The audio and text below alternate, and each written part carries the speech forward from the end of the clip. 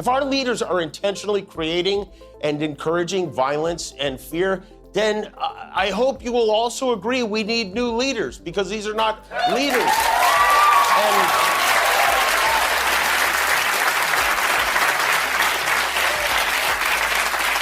And to the people of Minneapolis, to the Pretti family and the Good family, and these people who were looking out for their neighbors, we want you to know that we are with you and you are not alone.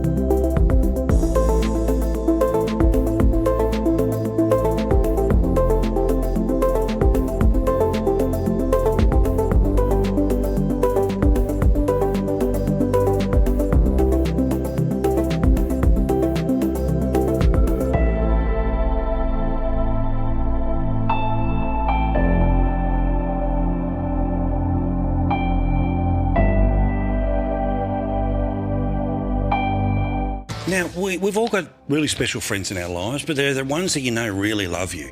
And the ones that are willing to get up at, 11 minutes to 6 in the morning in Washington, D.C., where it is currently minus 13 degrees, well, they go to the front of the queue for the most awesome people you know. Annalise Nielsen may well be one of them, in fact. She has gone from being the Sky News correspondent in Washington to now the analyst for us in Washington, which means just free to say what she thinks, right? And lovely to see you, mate. You look amazing, as always. Happy New Year.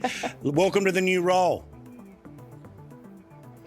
Thank you. And I had to get up at 5 a.m. for the record. You know, this doesn't just make itself happen. Hey, it's magic, right? Now, let's talk about this ICE situation, because people understand that Donald Trump was hired to largely get rid of the millions of people who Biden let in and close the border. He's closed the border. Getting rid of them is hard. And we know that there are super left-wing agitators that want to push back, okay? But when we get to this scenario where 2 people have now been shot and killed, when there's an argument about the threat that they posed, we're getting to a scenario now where even the president is apparently starting to review what might be happening here. Again, you can be all in on MAGA and see this for what it is, which is something that should not have happened, certainly in the case of the bloke, I say.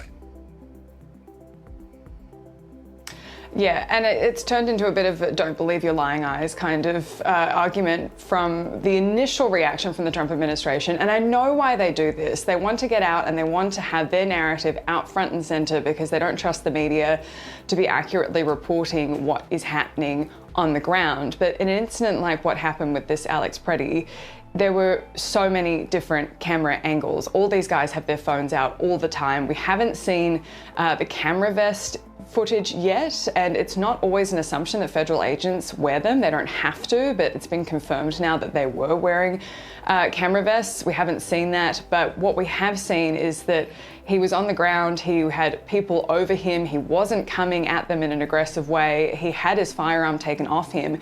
And Paul, this is where they've really lost their own base. The argument that a person in America who's licensed to carry a firearm is carrying it in the appropriate way isn't allowed to go to a protest. I mean, how many people who go to MAGA protests carry a weapon legally and want that right protected, as is their constitutional right? And so for the admin to come out and say, well, he was a terrorist, we know that's not true now, and then to say, well, he shouldn't have had a gun, yikes. Yeah, well, again, this is just... And look, and again, right, and I'm sure I'm going to have a spirited discussion with Megan Kelly, disagrees with both of us when we have a chat with her tomorrow night. But yes, ultimately, if no one was there, then there's no chance anything's going to go wrong. But the reality is that they are allowed to be there because that's the joy of a free country. Again, I understand the people who say you can't give an inch because the people we're up against, in terms of the protest, they're crazy, they're like next level crazy, and they get in our face and they blow the whistles and they dox us and they all the rest of it. I understand.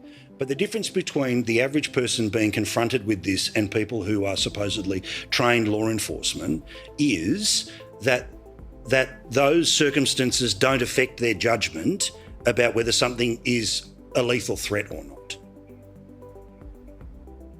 Yes, and I mean, when we talk about trained law enforcement, that's one of the questions here. They've had such a big push to recruit so many of these ICE agents. Many of them are out there after having 8 weeks of training and very little required as part of the actual application process. If you've already been in some kind of law enforcement, they'll fast track you. There's sign-on bonuses authorized by the big beautiful bill up to $50,000. There's a lot of incentives for people to be out there, and it's a really hard job. They have really intense quotas to be trying to get the number of people arrested, and it doesn't really matter if they are actually processed and then deported. It's just getting those people detained. And so there's a lot of systemic issues, and it's not necessarily the fault of the agents on the ground. They have a really tough job, and most people do support the idea that the borders were out of control and that there does need to be some kind of reversal around this, that there are too many people here that shouldn't have come here. But it's the method of how they're doing it is the big question here. And I mean, I've watched so many of these videos, and when these people say we're legal observers, yes, so are journalists. We've had training in this, and these people are doing a lot of stuff I would never do, and we've been trained not to do, and certainly ever blocking egress for someone to get out is a huge no-no.